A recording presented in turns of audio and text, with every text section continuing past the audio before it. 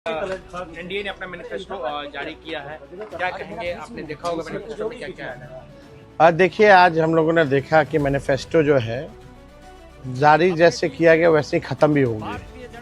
यानी 30 सेकंड के अंदर जो है इनकी घोषणा पत्र का जो कार्यक्रम था वो ख़त्म हो गया है। आदरणीय मुख्यमंत्री जी को तो पता ही नहीं होगा कि उस घोषणा पत्र में क्या है, शायद उनको बोलने ना दिया जाए, इसलिए जो है जल्द से जल्द जो है ये ख़त्म कर लिया गया। लेकिन हम तो कहना चाहते, जो हमने घोषणा पत्र देखा, एनडीए के लोगों को सॉरी पत्र लाना चाहिए और बिहार के 14 करोड़ जनता से सॉरी बोलना चाहिए था कि 20 साल से भी राज करने के बाद भी सबसे गरीब राज्य बिहार, कोई कारखाने नहीं, कोई निवेश नहीं, हर सेक्टर में जो है ये सरकार फेल रही, इसलिए इनको सॉरी पत्र लाना चाहिए था।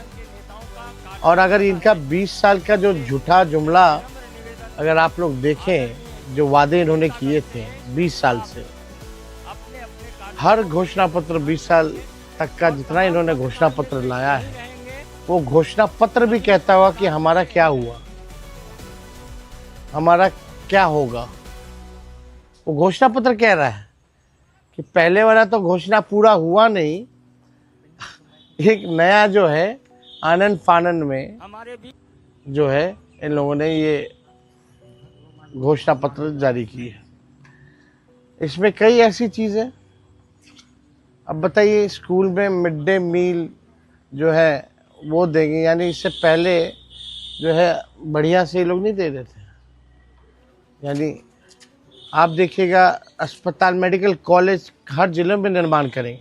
जो मेडिकल कॉलेज है वहाँ डॉक्टर नहीं है, नर्स नहीं है, दवा नहीं होता, इलाज नहीं होता, केवल खाका खड़ा कर दिया गया है, कुछ नहीं हो रहा। तो उस हिसाब से अगर आप देखें तो इन लोगों को सॉरी पत्र ला करके इन लोगों को माफ़ी, बिहार 14 करोड़ बिहार की जनता से माफ़ी मांगनी चाहिए। और ये तो ताज्जुब की बात है कि भाई 30 सेकंड में ही पूरा, हम लोगों ने भी घोषणा पत्र जारी किया, हम लोगों ने भी विजन को रखा, हम सब नेताओं ने अपनी बात को रखा। ये कौन सी बात हुई कि कोई बात ही नहीं की गई।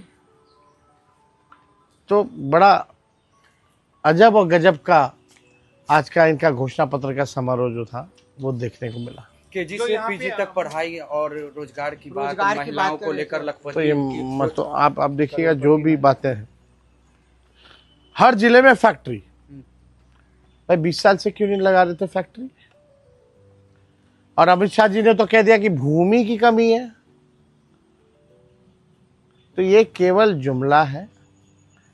बिहार की जनता इनके चाल और चरित्र को पहचान चुकी है। इस बार करारा जवाब बिहार की जनता देगी। महागठबंधन की सरकार बनेगी और बिहार के लोग बेरोजगारी को ख़त्म करना चाहते हैं। इन लोगों ने इतना बेरोजगारी, महंगाई, गरीबी बढ़ा दी।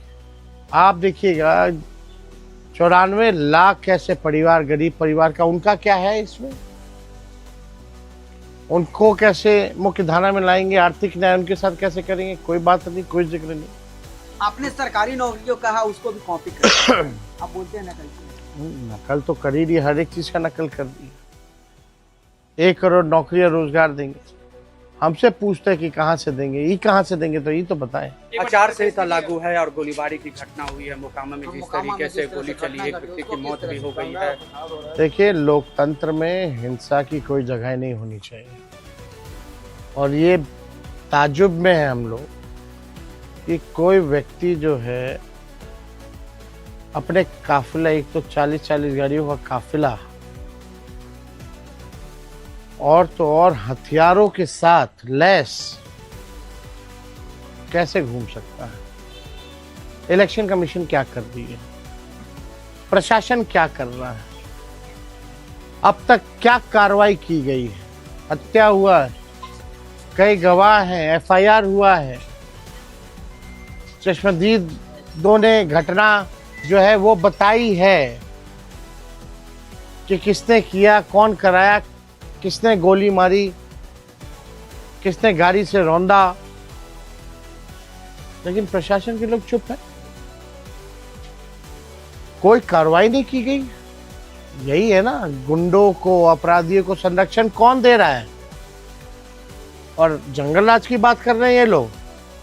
जिन लोगों ने अपराधियों को पाला पोसा बड़ा किया, केवल अपनी कुर्सी बचाने के लिए इस्तेमाल कर रहे हैं जो लोग, आज उन लोगों को संरक्षण दिया जा रहा है और वही लोग जंगल राज की बात कर रहे हैं।